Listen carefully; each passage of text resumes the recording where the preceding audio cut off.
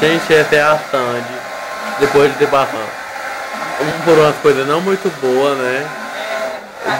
De uns terrores imacular. Agora está no cabeleireiro dela. Cabeleireiro da Ana Hickman. Da Ana Simone.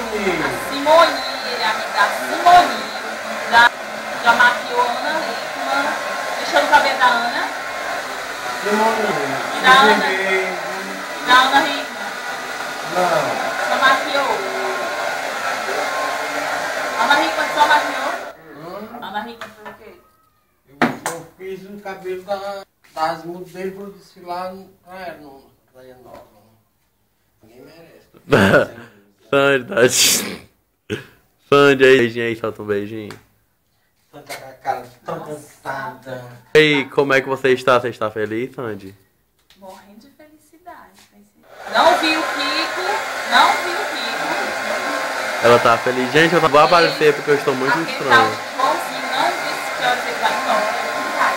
Que Joãozinho, mulher? Feijão.